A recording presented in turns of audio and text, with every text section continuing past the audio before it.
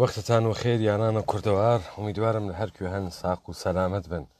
ئێمە ئێمڕۆ دوو دیبەیتمانەوێت. دیبەیتە ئەوەڵە ئێمە تۆزێک کۆتاوێت سەبارەت بە حرەکەتە حیزبە پاک و دارودەسەی ئاغای حوسێنی یەزدان پەنا دەرمۆردە خاکسفاریە سامانە جەرجیسە. دیبەیتە دووەمە شەو هەروە کە وعدەماندا بوو من تێمەوە سەر مساحبەیە مستەفای هجری لەگەڵ تەلەڤیزیۆنەکەی خۆیان بۆ ساڵیادە حیزبە دموکرات و 75 ساڵەکەی.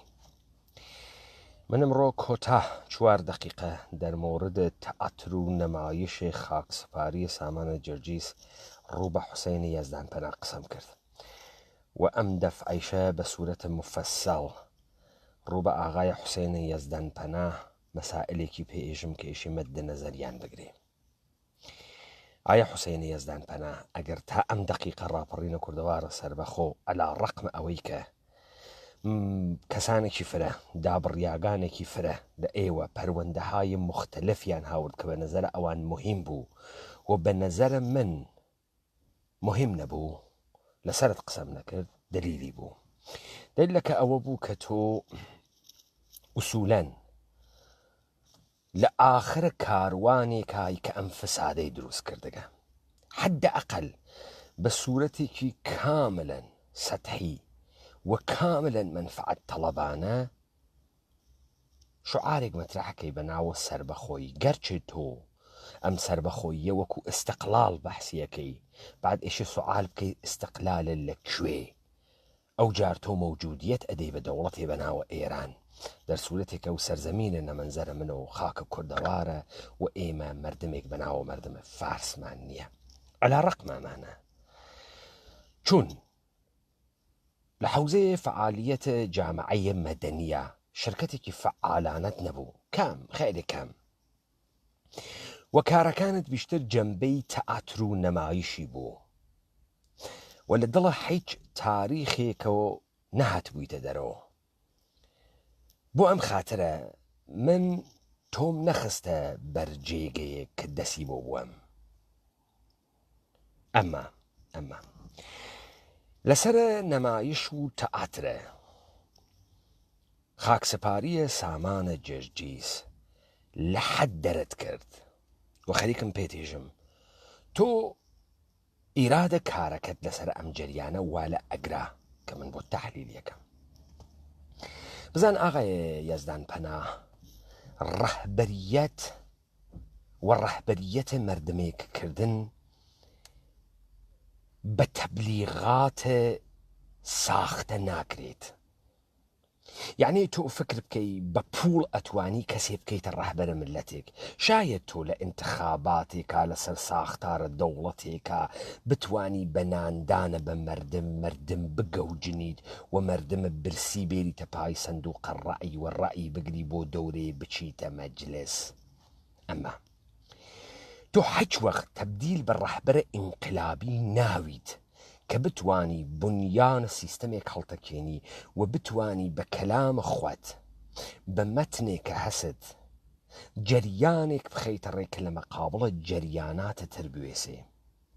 ئاغای یەزدان پەنا تۆ ئیدعای سەربەخۆیی ئەەکەی نەئەزانی سەربەخۆیی یعنی چی، نەئەزانی خاکە کوردەوار وا لەکوێ، نەئەزانی کورد کێس، نە تعریف و پێناست بۆ کورد هەس، نەئەزانی ئەساسە مبارەزەتت بۆ چی دروست کردگە، نەک شتێک بە ناوی کارە سیاسی ئەزانی.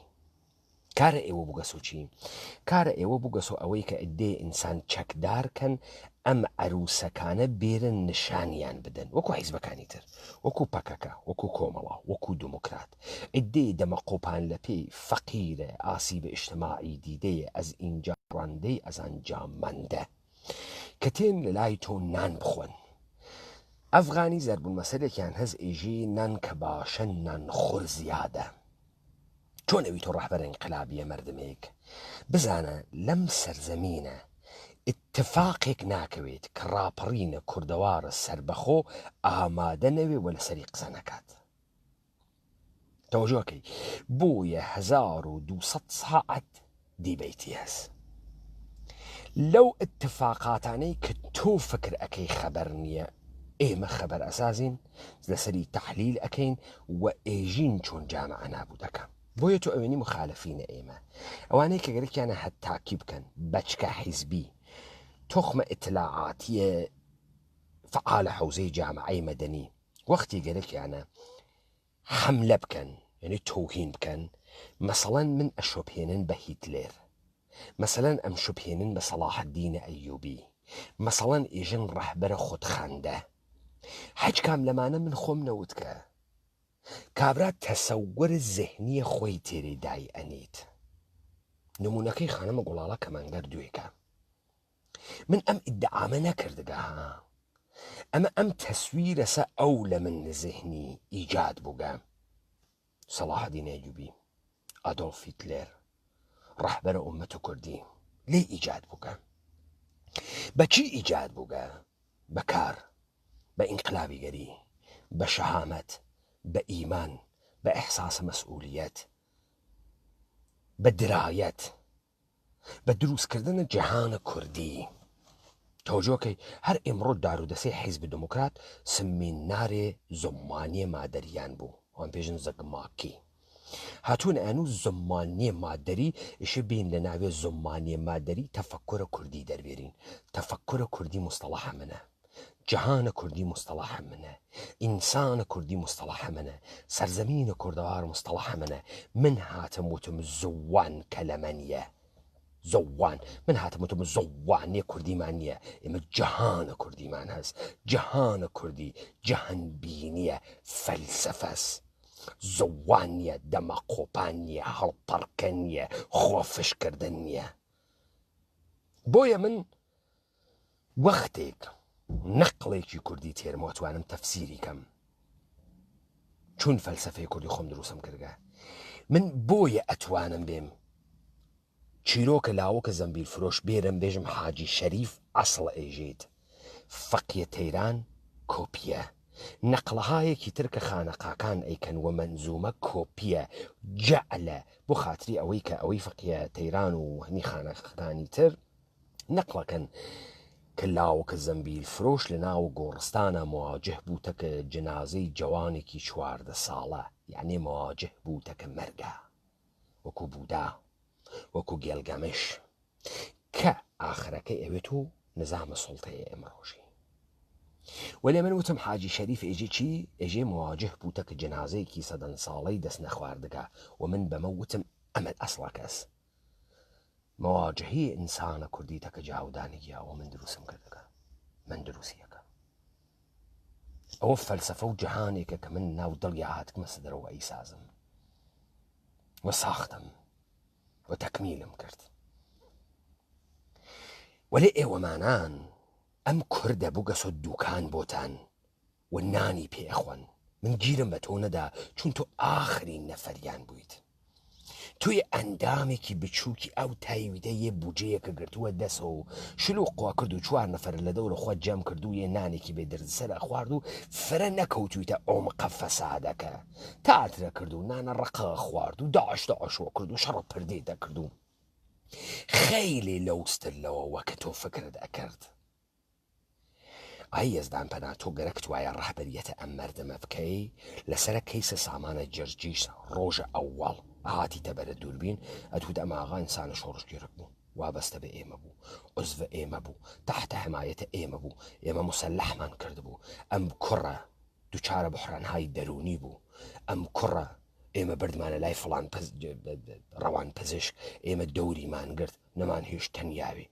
وەلێ لە دەستمان دەرچوو ڕووی لە جێگەی کە دای لە خۆی ئەمە گوزارشە پزیشک قانونی ئەمە گوزارشە ئەسڵحە شناسی ئەمە گوزارشە فڵان ئەمە گوزارشە بیسان خەڵکی کوردەوار ئەم کوڕە ئەم ڕۆڵە متعسفانە دەرئەسەر زوڵمە دەوڵەتە ئێرانی جوانەکانە ئێمە وایان پێتی خوڕژەکانەوێت و سامانە جەرجیز ئای یەزدان پەنا تۆ ئەمتە نەوت ئای یەزدان پەنا تۆ ئەمتە نەکرد ئاغای یەزدان پەنا سامانە جێژزیس مرد خەبەرگوزاریەکەی فقط نەعیمە نەجەفی بوو نە ڕووداو نە KBC4 نە NRT نە هیچ سەرچاوەیەکی میدیایی بەحسی کرد نەیکرد نە گوزارشە وەردە پولیسە هەولێر هاتە دەرەوە نە عەکسە جنازە هاتە دەرەوە تەمامە سوالاتێکە ئێمە لە دادگای ئومەتا مەترەحمان کرد کەما فی السابق وا لەسەر جێگەی خۆیان وەلێ تۆ لەوەی کە تەمامە نانەکەت بە تەئاتر و نەمایش ئەچێتە بەرەوە و تۆ گەرەکتە تەئاتر و نەمایش بکەی بۆ خاتری بوجەکەت بگا مشت ئینسانە فەقیرە ئەزەنجا ڕەندەی ئەزەنجا مەندەی لڕ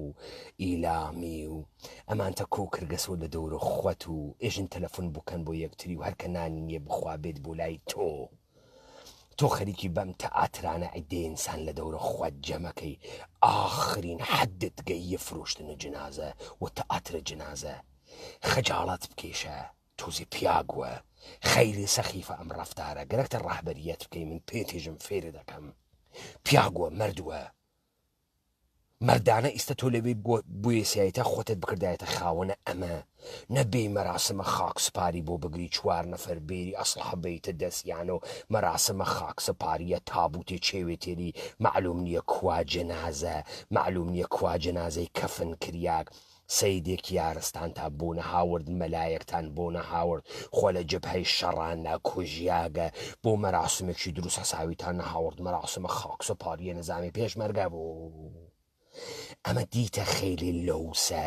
خەیلی مۆسەحەکە خەیلی مەسخەرەز و تۆ بە ئەم کارەت هاتی ماجەرای قەتڵ ئەم ئینسانەوە کوشتنە ئەم ئینسانەتە بۆ ئەوان تەئید کرد مۆهرت نیاسەری و تۆ لە لاپوشانی کردنە داستان و جریانە مەرگە سامانە جرجیسە هاوکاریت کرد ئایا حوسەینە ڕێزدان پەنا هەر گردێ گردو نییە تۆ هەر کاری ناتوانی بکەی تەئاتر داعش هاتی کردە تەئاترە پردێ هاتی کرد بەشێکی لە پاراستن حقوقیان لێیاگریت هەر کارێکی تر ئەەکەی کرد تۆ ئەم حەدە سەخافەت خەریکی ئەگەینتە جێگەیەک کارە ئەکێشێتە تەئاتر جنازە و تەشی جنازە و بەمانە ناوی تۆ ڕەهبەر حەسەینی یەزدان پەنا ناویت من مشکڵێکم نییە ئەم سەرزەمینە پڕ بوێ لە ڕەهبەر و کوڕە گەورە ها من مشکڵێکم نییە تۆ مەردوی حوسەینە یەزدان پەنا حوسەینە یەزدان پەنا من هیچ وەخت ملەتە خۆمم تاقیر نەکرد من هیچ وەخت شەهامەتە کەسێکی کوردم تاقیر نەکرد هیچ وەخت مشکڵە من لەگەڵ ئێوە ئەوە بوو درۆ ئەکەن کاورا هادوتی لەسەر قازی محەممەد لوتە ئەوەڕم وتم تۆ لوت بەڕنێت و ئەگەر پیاگ وایتە لوتە ئەو کەسەی وا قازی محەممەدی خستووە سەرەتدار ئەوەڕی ئەوەی عاملەکەی ئەت کرد دەوڵەتە ئێرانیت کرد تو ئەو پیاگە نیەی من قینم نایە ئینسانە کوردی ئینسانە باشە هامەتوێت هانی ئەدەم باشە هامەتوێت من پێم وایە هەر تاکێکی ئەم ئومەتە ببێ بە ڕەهبەرێک ببێ بە قاهرەمانێک نادەمە ملە سەرت پیاگنەوی وەرێ نامەردمەوە تۆ لەو حەلیمە کوردستانە دانیشکی 2000 فەساد ئەوێنی درۆ ئەوێنی سکوتە کردگە ناتمە سەرە وتم ئەم لە گشتیان بچووکترە وەریکە گەرەکتە بووی تۆ ڕەهبەر خۆت پەست مەکە خەیلێ پەست و ئەم حەرەکەتت بچۆ ئیستا گەرەکتە دروستی بکەیت دیریشان 10 ڕۆژە ماسماڵی کردن و جەعل و ئەمانە تو خوا دەزانی ئەمانە گشتی جەعلە بێ بچۆ مەعزەرەت خاهیە بکە نیەتە خۆت بەحس بکە و بێژە هەدەفت ئەمە نەوگە ئەم مەرگە مەشکوکە لاپۆشانی بکەی ئەنا باوەڕکە حوسەینە یەزدان پەنا باوەڕکە جریانە تۆ نە عومقە ئیجتیماعی هەست نە ئەوی تۆ 4 نەفەر ئەو پوڵ و ئەو نان و ئەو فاسۆلیاتە لێ بوو ڕند و نەفەر نیە لە دەورتا و تۆیش ئەمە ئەزانێ ئەمە دووکانە وەکو دووکانەکەی کۆمەڵە وەکو دووکانەکەی دموکرات تۆ زرنگتر وگی لە ئەوان خۆت بۆ خۆت دووکانێکە دانیاگە زرنگتر وگی لە وەلێ ئاوا ئەدامە بدەی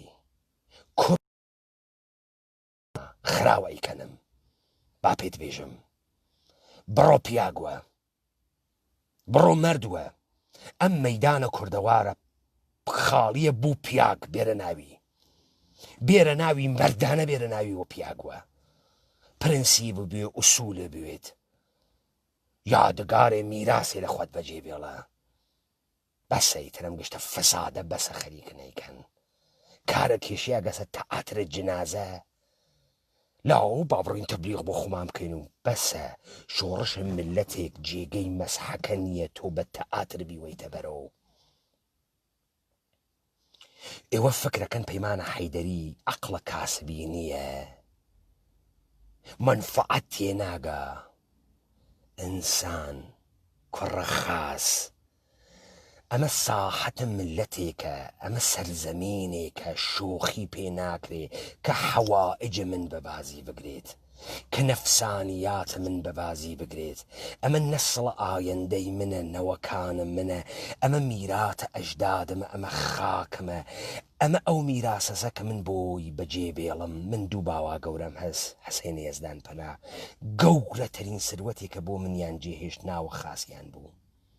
سرم بەرز ئەەکەم و ێژم نەوەی حاجی مەحمووی زەردۆییم، نەوەی نەسڵا بەگی فتاح بەگی سەلیم بەگم، سرم بەرز ئەگرم. ئەوە سروەت بوو نە مەڵک و ماڵ، ئەوە سروەت بوو نە باخ نە پۆڵ، سروەتە ئیجتیماعی. تۆ حاڵیتە ئەوا دەنگم دلێرە لە پشتە ئەم دووربینە دانیشم قسە ئەەکەم. ئەو سروەتە عاتفیەوە دایک و باوکم بۆمی بەجێهێشت. من بۆ مناڵە خۆم شۆهرەتێ لە مەردانگی و قارەمانێتی جێدێڵم. من بۆ ئومەتە خۆم فەلسەفەی کوردیان بۆ جێتێڵم، وا سەرگردان لەم دنیا نەبن کە تەحقیر بکرین کە ئینسانە کوردی بە 2 متر باڵاوە، بەو هەموو شەهامەتەوە عەقڵی بەبازی بگرن، دەسی بوەسی زوانی نەیتە گۆ لە کار بکە فێ خونسا بوێتەوە. من هیچ وەخت ئینسانە با شەهامەتە کوردیم لە شەهامەت نەخست. من ڕوون کردە ئەو نەگەهبانانی دەرەتوالەتە ناوە ئەو ئوردوگانی کۆمەڵە و دیموکراتە، وتم پیاگون، وتم لە گیانە خۆتان دفاع بکەن، وتم قارەمانە ئەم ملەتەونە، وتم هەر کەسێ بەرەو فەساد ئەتان کێشێت لە بەرامبەریا بێسن. دەی تۆ ناتوانی لە خۆت دفاعکەی، لە ماتەحتە خۆت دفاعکەی چۆن لە ملەتێ دفاعکەی. تۆ ناتوانی لە هاوسەنگەرە خۆت دفاعکەی چۆن ئەتوانی لە ملەتێ دفاعکەی. ئەفەهمن ئێوە ئەمە ئەفەهمن؟ خەیلێ پەستن بە جنازەی کاورایە کە خودکوشی کردگە، کوشتگیانە معلوم نییە، ماگە مردگە زێنەگە، ئێوە کاسبی ئەکەن. باوا تۆزێ شەرەفتان بوێ بۆ ئەوە بێ شەرەف بووگن. پوڵ ئەمە نایرێ ها، پوڵە یارۆدان خەرج باوەسیرەوێ ها، با بزانیت پوڵە حرام خواردن لە مناڵەکە تۆ دەرەکەوێت ها، لە کەنیشکەکە تۆ دەرەکەوێت ها. یەک عمریش تف و لەعنەتە تاریخت بۆ ئەمێنێتەوە.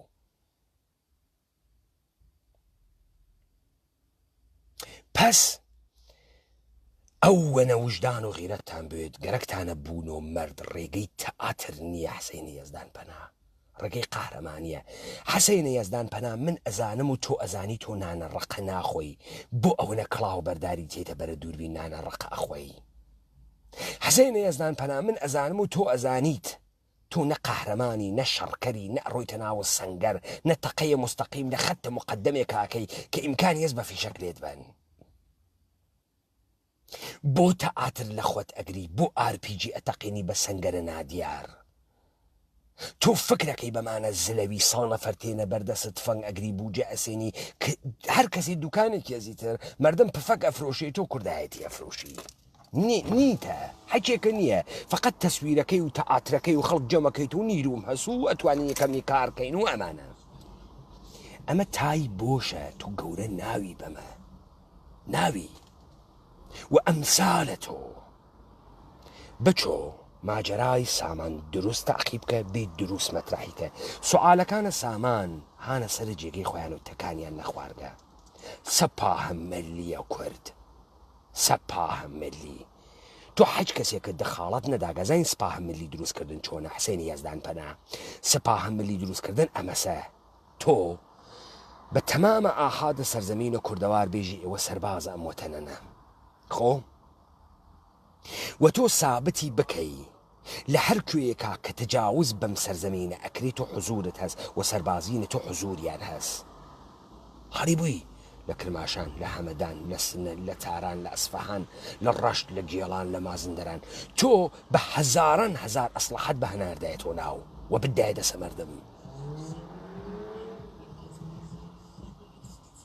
تۆ دائیمەن لەگەڵ مردما بووایە تا قسەت بۆ مردم بکردایە تا مردم بیزانی حسەینی یەزدان پەناکیس چیەژیت.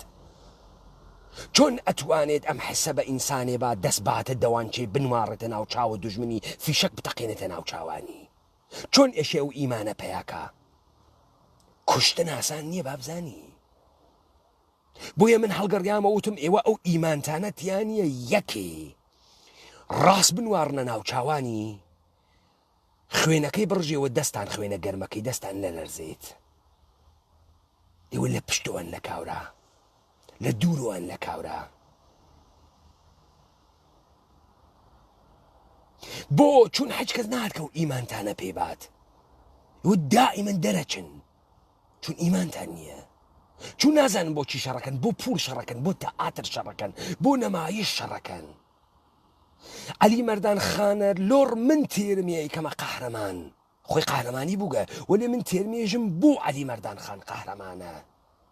تۆ بۆ ئەڕۆی استفادەکەی دوای ئەوەی کە من ناوی تێرم ئەڕۆی گۆرانی بەسەریەوە یژیت. بۆ مۆدە فکرەکەی مۆدە حەزی پێکەنی و عەلی مەردان ئەوە کەلامە منە بە عەلی مەردان خان گیانەدا. حاڵی بووی ئەوە جەهانبینیە کوردی منە کە کوردبوون شیک ئەکا قەشەنگیەکە. ئەوە منم کە کاراکتەرە پیاگە کوردی وەکو قەهرەمان ئەخولقێنم. ئەنا ئێوە کاراکتەرە پیاگە کوردیتان حەیز و دەرچووک دروست کرد. بۆیە یەک کەنیشکە کورد بناغەی مەمکەکانی لە عشق ئینسانێکی کوردیادانە نییە. بناغەی مەمکەکانی لە عشق دانێ هونەر پیشەی تورک و فارس و عەرەبادانە. و ئەوە پەیمانە حەیدەریە خەریکە تەسویر ئینسانە کوردی قەهرەمان تێرێتەوە.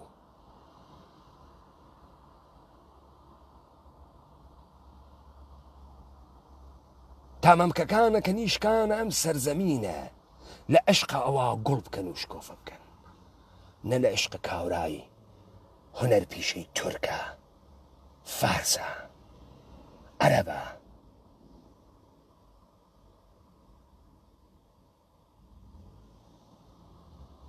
تەواوی کەنم تەئاترە، تەواوی کەنم فەسادە سیستەماتیکە بەسە. تۆزی پیاگون پاتانوالە لە بە گۆڕا مەردوون. تۆ کە خوات حەیزویت هەرچی شتە پوڵ و حەج بنەما و ئوسولێکە نەبوو مناڵەکە دەخۆت فاسد دەرەوێ لە خۆت ئەوێت و کوڕەکەی ڕەفسنجانیە و بابزانیت.